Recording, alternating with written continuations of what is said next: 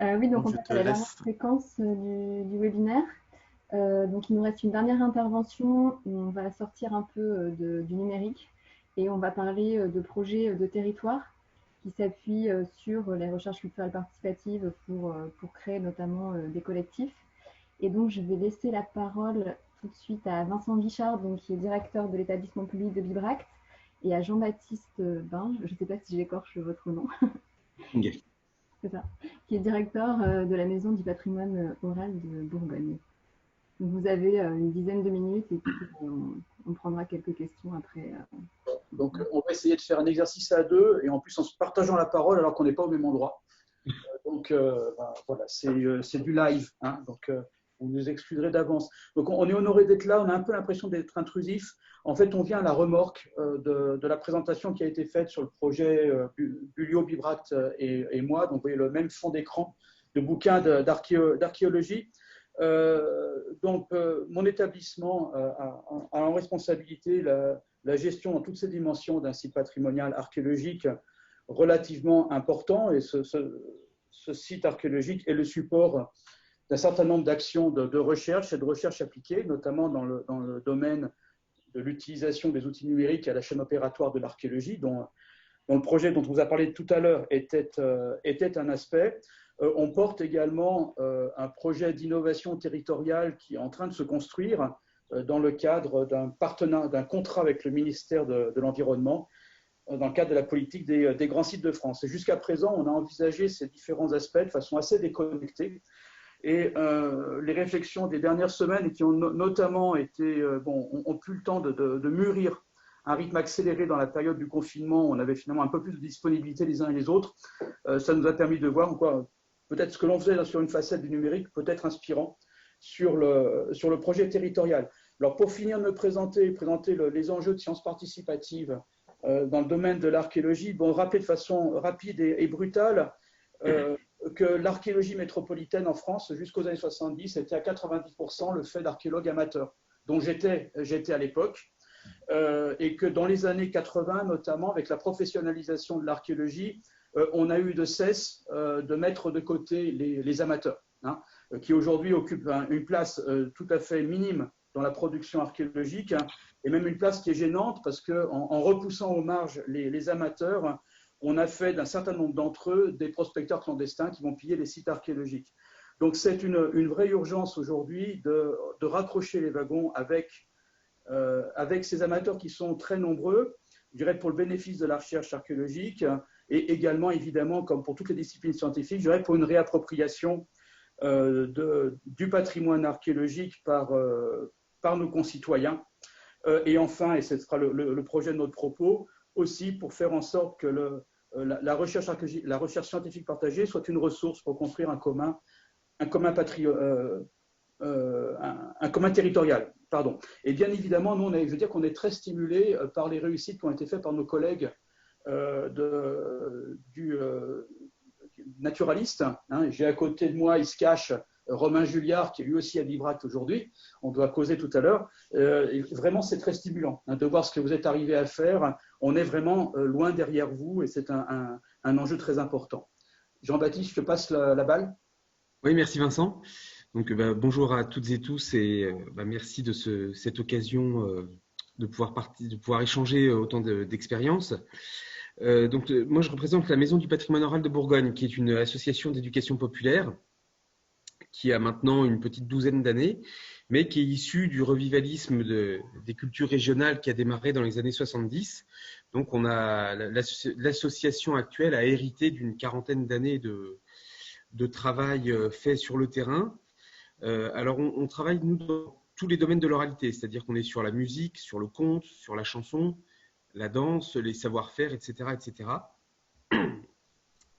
Et le propre de la MPOB par rapport à d'autres associations du même type dans d'autres régions de France, donc c'est d'une part d'essayer de tenir tous ces champs ensemble et pas d'avoir une exclusive, soit sur la musique et la chanson, soit sur le conte, soit sur la danse, soit sur la langue régionale aussi, mais d'essayer de tenir un peu tout ça ensemble et surtout d'avoir maintenu depuis le début euh, un lien entre la pratique amateur et la pratique professionnelle. Alors, dans les domaines du type du conte ou ou de la musique, il y a toujours souvent des passages entre les amateurs et les professionnels. Hein. Tous les professionnels étaient des amateurs au départ. Les amateurs, parfois d'un très bon niveau, simplement ont un autre mode de subsistance à côté par rapport aux professionnels. Mais en plus, donc, par rapport à toutes ces autres associations du même type qui travaillent, qui restent plutôt axées sur l'artistique, la création et la pratique amateur, la MPOB a développé, alors c'est venu du compte, puis ça s'est diffusé depuis la réunion des associations aux autres pratiques. On a réussi à tenir également un rôle en recherche en ethnologie d'abord, alors qui maintenant s'étend aux autres sciences sociales, notamment la géographie, et où, là encore, toute la méthodologie est développée pour réussir à faire tenir ensemble l'activité des bénévoles, des participants en recherche, on va dire des témoins, qui ne sont pas que des témoins, mais d'en faire des acteurs de la recherche. Donc les ethnologues et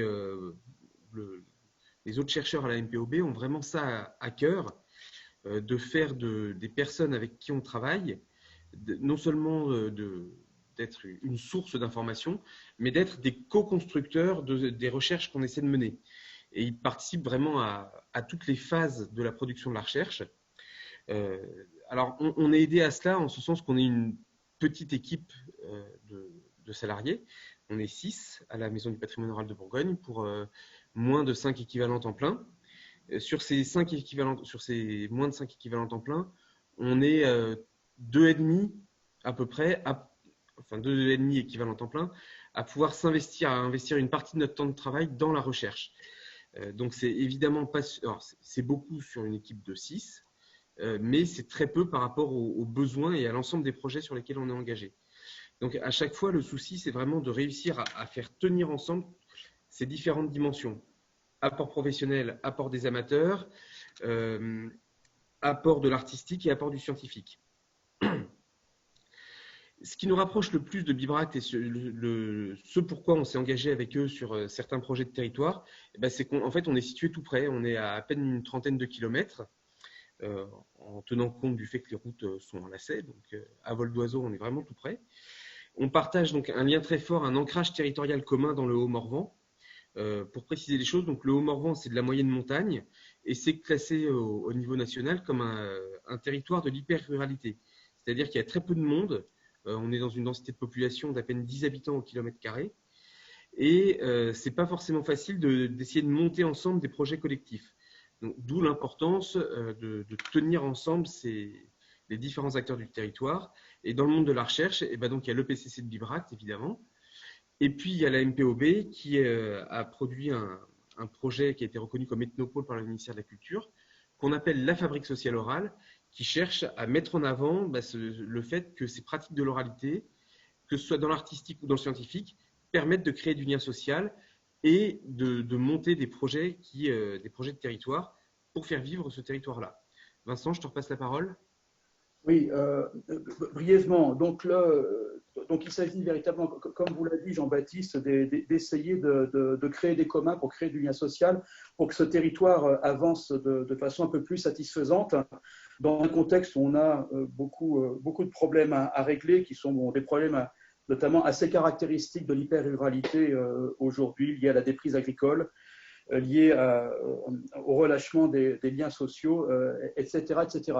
Le pari de la démarche Grand Site de France, donc, qui est porté par un certain nombre de collectivités avec le ministère en charge de la politique des paysages, c'est justement la notion de paysage peut être un levier intéressant. Le paysage, je dirais, comme élément constitutif du patrimoine d'un territoire et comme source d'attachement particulièrement importante d'une population à son territoire et donc vecteur potentiel de cohésion territoriale. Et donc, comment faire en sorte que ce paysage devienne véritablement un commun, qui soit un levier pour bosser ensemble à l'avenir de ce territoire. Une autre source d'inspiration qui était importante pour nous au cours des derniers mois, c'est tout ce qui a été développé par Bruno Latour et son équipe, donc autour de la notion de terrestre.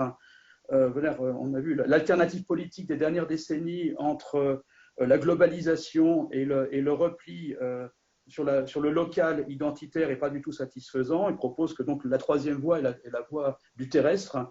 avoir un attachement au lieu où on vit, ce qui permet donc, c'est une source importante, essentielle de bien-être, mais en même temps d'être complètement conscient et responsable de l'ensemble des enjeux de la planète liés à l'ensemble des vivants, hein, pour faire court. Donc voilà, c'est cette inspiration qu'on essaye de mobiliser pour un projet très concret. Et donc je te repasse la balle, Jean-Baptiste, en étant très court, parce que je vois que le temps passe. Donc, en étant très court, il y a eu plusieurs années de recherche participative pilotée à la fois par Vivract et par la MPOB autour du Grand Site de France du Mont-Beuvray, qui a montré que les gens qui étaient ici avaient envie de faire quelque chose à la fois ensemble et sur place, mais qu'il fallait trouver quelque chose de très concret pour les réunir.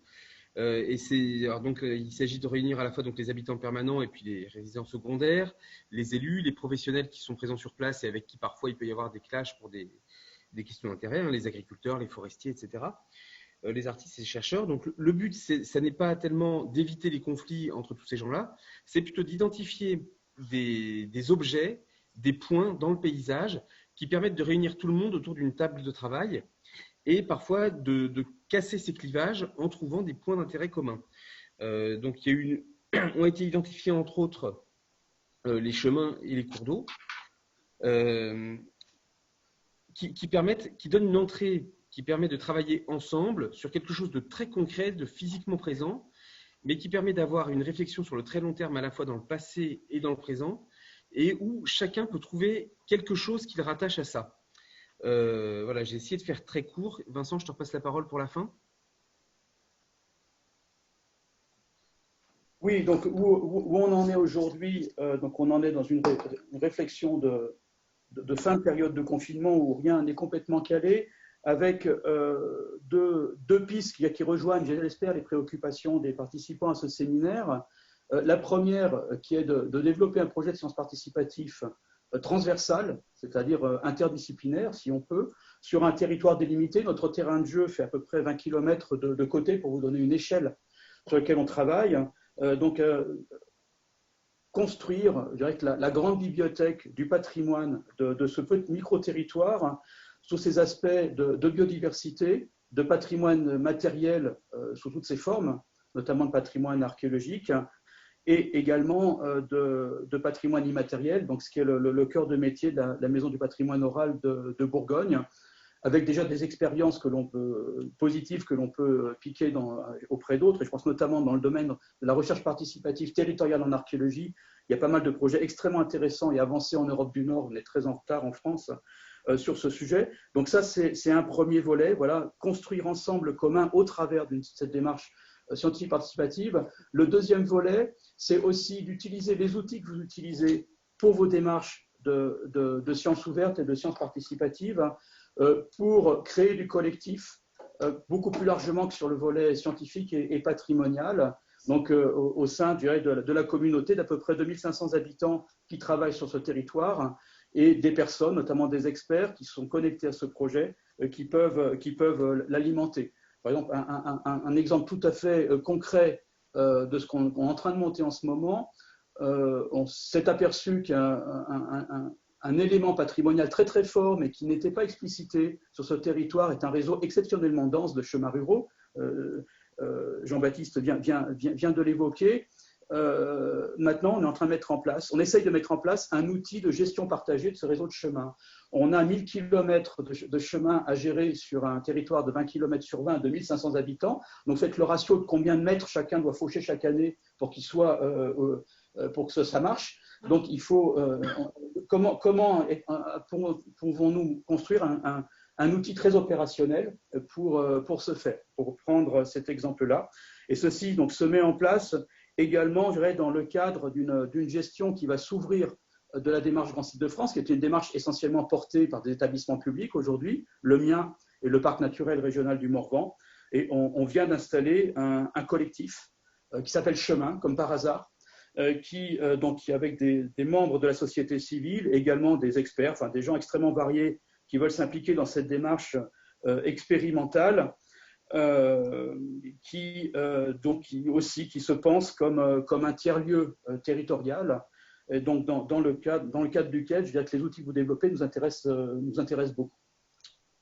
Bien, j'en finis là. Je vais certainement oublier des choses, mais je répondrai aux questions avec Jean-Baptiste si vous le souhaitez. Merci beaucoup. Alors, je ne vois pas forcément de questions arriver de la part des participants.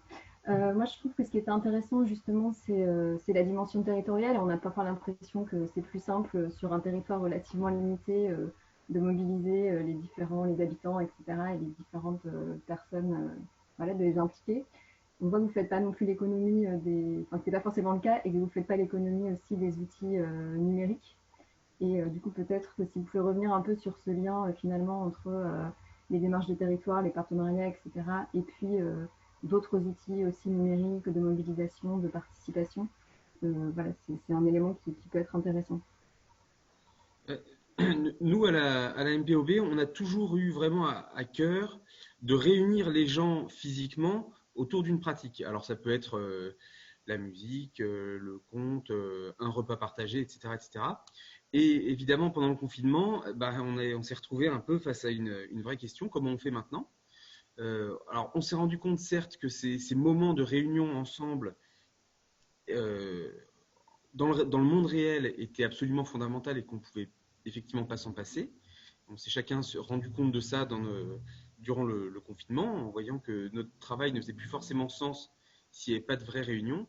Mais d'un autre côté, on s'est rendu compte aussi à ce moment-là que le numérique était un outil absolument formidable pour pouvoir ouvrir ces réseaux, notamment à une échelle plus large, puisque comme on disait, on est très peu d'habitants dans le Haut-Morvan et donc il est nécessaire d'aller puiser des compétences de personnes qui se trouvent ailleurs, qui se trouvent ailleurs dans la région, ailleurs en France, voire plus loin.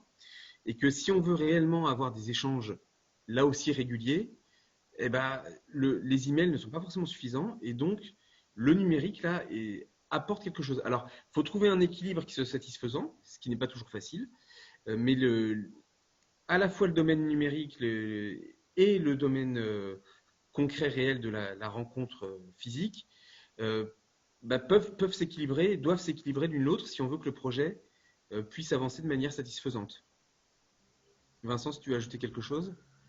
Oui, enfin, 2-3 remarques supplémentaires. Bon, pour certains aspects de la démarche collaborative, il y a qu'on a besoin d'outils nativement numériques sans lesquels on ne peut pas faire le travail. Je pense par exemple tout ce qu'on peut faire dans le domaine de l'archéologie, dans le domaine de la carte archéologique, de la télédétection de sites à partir de photos aériennes ou de relevés lidar par exemple. Donc ça se fait à partir de fichiers numériques qu'on peut d'ailleurs facilement partager en ligne ou déjà trouver. Géoportail, par exemple, est un gisement de sites archéologiques absolument fabuleux si on a le regard un peu affûté. Donc là, la question ne se pose pas. C'est qu'à partir de l'outil numérique qu'on peut faire le travail. Et puis, ce qui me stupéfait également, on dirait, dans cette pratique d'échange que l'on a, comme cet après-midi, depuis 3 mois, c'est d'abord de voir que Internet n'a pas disjoncté, malgré l'explosion de son utilisation. Je ne sais pas, on ne dit pas assez. C'est la bonne nouvelle du confinement. Et Internet est une robustesse que je pense que personne ne soupçonnait, pourvu que ça dure. Mais je n'ai pas vu beaucoup d'articles sur le sujet. Ça, c'est très, très bonne nouvelle. Deuxième chose, depuis le mois de mars, depuis vous voyez, la préhistoire du confinement, on utilisait tous Skype. Et ce qui se fait aujourd'hui, on est en train d'affiner l'utilisation de l'outil à une vitesse absolument extraordinaire. Et ça restera de façon évidente dans le dosage qu'il faut faire entre présentiel et réunion à distance. On peut d'ailleurs mixer les choses de façon tout à fait intéressante. Et je pense qu'il y a un effet démultiplicateur qui est absolument évident. Bien évidemment, le présentiel est essentiel. Si on veut faire territoire, il faut quand même voir des canaux ensemble. Et ça, Zoom ne permet pas encore. Merci beaucoup. On a 2 questions qui sont arrivées rapidement. Je vous les soumets rapidement, vous pouvez répondre rapidement, sinon je vous laisserai répondre peut-être sur le chat. Il y en a une, c'est comment vous délimitez un territoire finalement, comment vous définissez.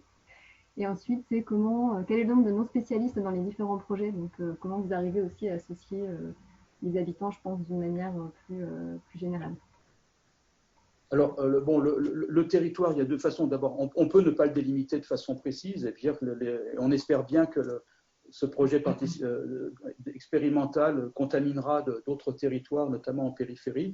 Mais le cœur du projet, en fait, c'est un territoire qui est contractualisé avec le ministère de l'Environnement. Voilà. Donc c'est clair, on a aujourd'hui 8 communes qui sont concernées. C'est le cœur du territoire de projet, la base intangible. Et à partir de ça, on pourra développer, notamment en fonction des intérêts des personnes qui voudront bien s'agréger à la démarche. La question de l'interdisciplinarité, comme elle est assez consubstantielle à l'établissement Bibrac, puisqu'on est dans le cadre d'une gestion tous azimuts d'un site patrimonial. On aime bien ici faire croiser les disciplines. L'enjeu est là, je pense que les compétences d'un centre comme la Maison du patrimoine oral de Bourgogne, c'est chaque habitant a sa compétence et son regard et a quelque chose à partager.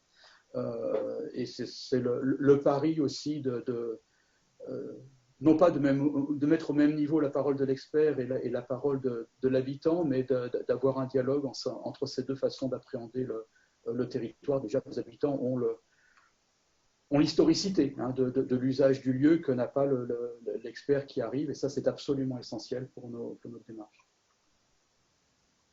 Je voudrais juste ajouter un petit truc à propos de la définition du territoire, c'est que justement, la question du Mont-Beuvray et puis du Morvan en général, c'est que c'est un territoire qui n'a jamais eu d'unité politique. C'est un territoire qui se trouve en marge des différents départements. Donc, par principe, si on veut pouvoir travailler avec nos voisins qui sont d'un autre département, alors qu'on relève ni de la même chambre d'agriculture, ni de la même académie, ni finalement de pas grand-chose de commun, ben, on est obligé de s'agréger ensemble. Et donc, c'est un territoire qui ne préexiste pas à l'action. C'est un territoire qui se construit ensemble et donc qui n'a pas forcément besoin, sur la manière dont on travaille, d'avoir une limite qui est nette, franche et définitive. Il y a d'un côté le territoire qui est contractualisé autour du Grand Site de France. Là, effectivement, les territoires sont nets. Les frontières sont nettes. C'est délimité par la limite des communes. Après, pour le territoire d'activité, des personnes qui s'y impliquent, etc., là, on est dans des limites beaucoup plus floues. On est dans des marges qui se répondent, qui s'étalent, qui se rétractent selon les sujets. Et donc, qui sont d'une adaptabilité, d'une souplesse qu'il n'y a pas forcément dans les territoires officiels et qui sont extrêmement intéressants à étudier. Là, je parle en tant que géographe.